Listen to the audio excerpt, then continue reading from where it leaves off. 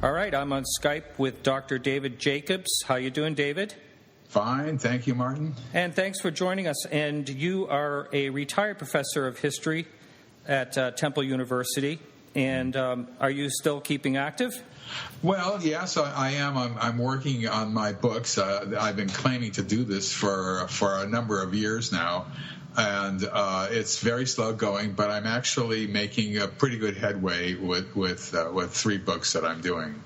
Well, I have listened to interviews with you in the past, and I really appreciate the work you've done. I also appreciate your stance, because I felt, although you felt this way many, many years ago, when I started getting into this whole phenomenon, I also was rather skeptic of abduction, abductees, and all that. But I always believed in Betty and Barney Hill. I lived in the Portsmouth, New Hampshire area, and I always thought Travis Walton's story was really solid. So, I started becoming a little bit more open-minded, and that's can you explain your beginnings in UFOs and how you eventually got involved in the abduction aspect? Well, I got interested in the UFO phenomenon when I was an undergraduate at UCLA. This was back in the 19-teens. And for some reason or another, I just got interested in it. I have no explanation for it. I never saw anything. Wait, excuse me. Did you say the 19-teens? Well, let's just say the mid-1960s. It's all the same to me now. Okay. All right. And then once I started reading in it in '65 and '66, it really kind of captured my imagination even more. By the time my wife and I went to graduate school at the University of Wisconsin in 1966, I was already pretty much obsessed with the subject. And unfortunately, I inflicted that obsession on my friends in Wisconsin, who I'm sure grew really tired very quickly of hearing me expound about UFOs. I remember thinking that the UFO phenomenon was about to present itself. I fell prey to these.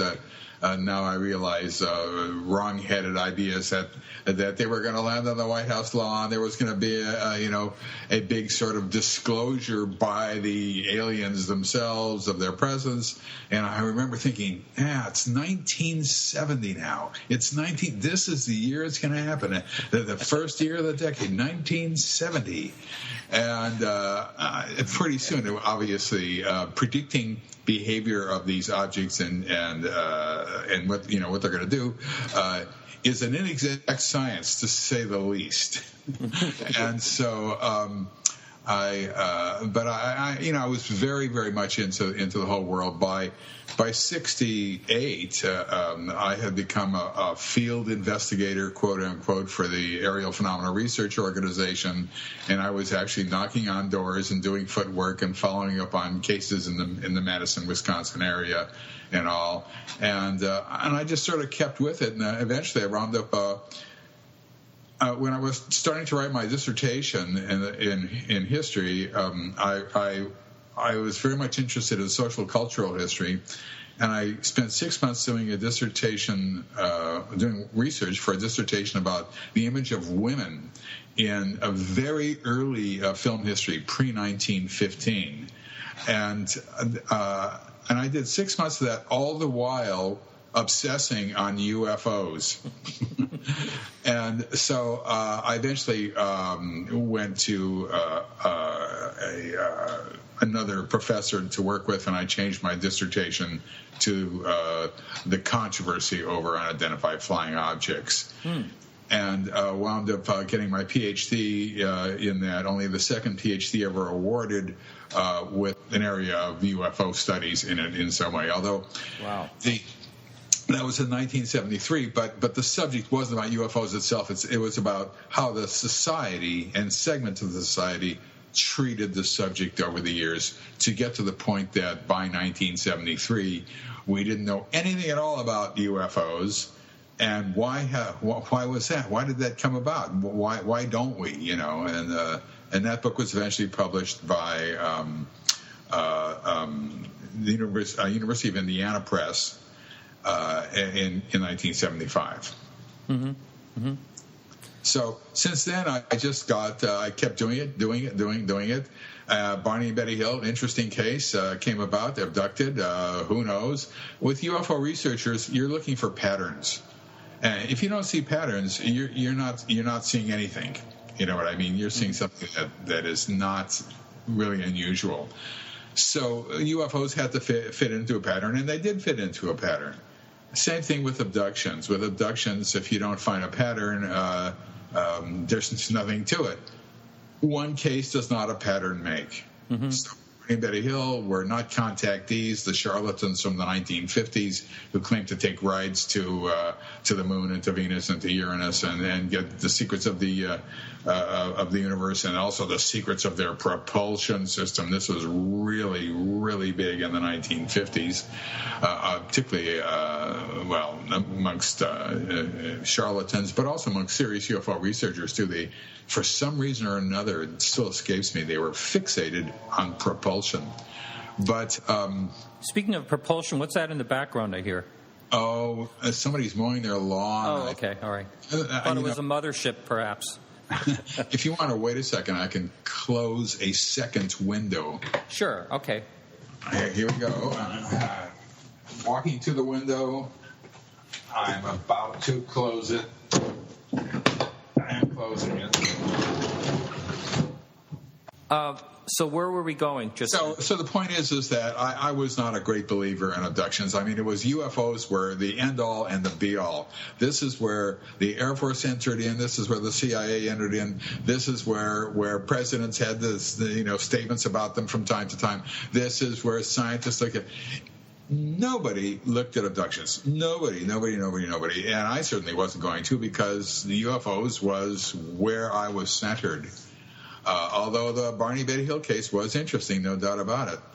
It wasn't until 1982 when I met Bud Hopkins that I became interested in the abduction phenomenon. He sucked me into his lair, and I remained there ever since. And Bud and I became very, very, very close friends for the rest of his life, actually. Mm-hmm. So Bud and I kind of worked in tandem. We shared the same abductees from time to time, especially if they moved to Philadelphia or moved up to New York. But we shared information mainly. That was the key thing. Trying to figure out what is going on here, how can we address this, and what kind of assumptions can be made, and all that. However, historians work they work alone. History is a lonely field. You work alone primarily in history.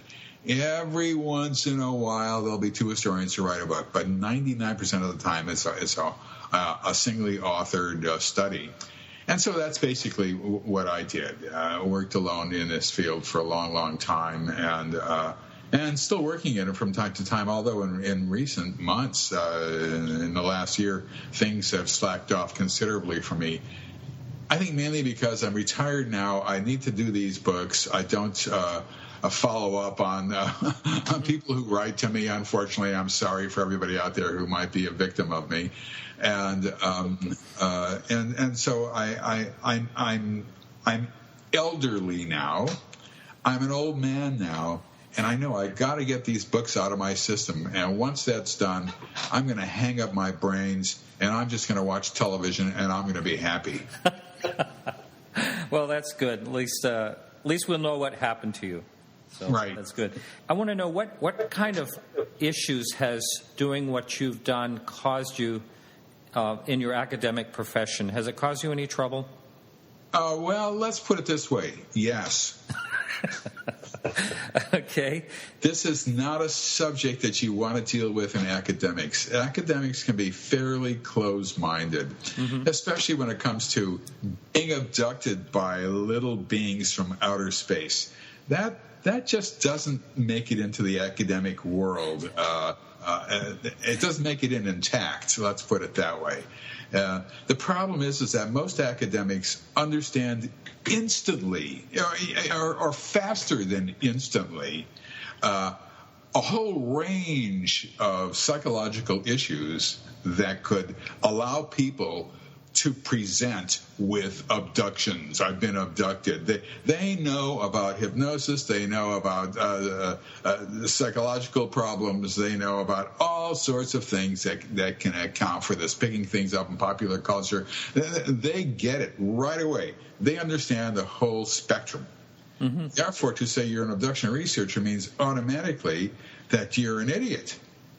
Because you're not researching anything that is actually real. You're researching a combination of different fields of things. You know, for a sociologist, mass hallucination or whatever it is, and therefore your judgment is called into question, and really not a legitimate academic. Basically, there's something wrong with you.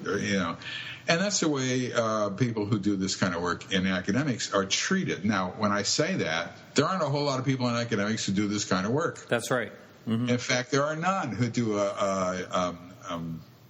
hypnosis with abductees. There used to be some, but unfortunately, they got old, they retired, or in a couple of cases, they died, heart disease and cancer and things like that. And now I was left as the only one, I think. And I'm not sure. Maybe some people are doing it on the slide that I don't know about. But I think I was the only one left. As a result, rather than, my first book was Straight History, the UFO Controversy in America, but when I published Secret Life and then The Threat, which was simply considered not history. Now, I had tenure, and the tenure system, which is now under serious attack throughout the country, unfortunately. Without tenure, I would not have been able to do this within an academic setting. Mm-hmm. Tenure protected me from being fired outright. Wow. So if people say, well, tenure's no good, it's got to go, they don't know what they're talking about. It protects academic freedom. That's what it was set up for, and that's what it does do. Mm-hmm. Mm-hmm. So, but in fact, it stopped my career basically in its tracks. And the way the academic world works is, if you're an assistant professor, that means you're a professor without tenure. You have not received tenure yet. If you're an associate professor, that means you have tenure. You were granted tenure by the Board of Trustees of Temple University, already recommended by the chair, the dean, the council of deans, the provost, the president, and then the Board of Trustees. Mm-hmm. And the ones who grant tenure, and that is what happened in 1981 for me. And then I published The Threat. Secret Life and The Threat. And the next step up is full professor. That means that you have national recognition in your field. A full professor is the end step. It's wonderful. It's great. Everybody wants it. And of course, I wanted it. That would never happened. Mm-hmm. Mm-hmm. And when you retire at Temple University, you have a way of retiring with a meritus status. That is to say, meritorious service. Mm-hmm. And technically, you're still on faculty then, see. Means you have all sorts of privileges that you can use the faculty dining room. You can do this, you can do that. There's all sorts of privileges you get because you're still on faculty. But I was not granted that either. Wow. That was the sort of the final cut, and it left me with a certain amount of bitterness. Mm-hmm. But at the same time, I walked into it eyes open. I knew that this was going to have a deleterious effect on my career. I knew that this was not good, and the situation is as follows: people would call me up, graduate students in history and in other areas, sociology, psychology, and so forth, who want to do a dissertation involving UFOs or abductions, and I just tell them to stay the hell away from it. Yeah. Well, let me ask you this. If you could start all over again, turn back the clock, would you take the same path? Yes, I would. One does not get the opportunity to make a contribution in something that is potentially of overwhelming importance And the work I would have done in history would have been important for historians and maybe even changed the way we look at the past a little tiny bit. But nothing approaches the importance of the abduction phenomenon, especially, and the UFO phenomenon, which, in my opinion, are one and the same thing. And to be an academic working in this really was something that was not unique, but there were very few people who did that, and so I had this opportunity.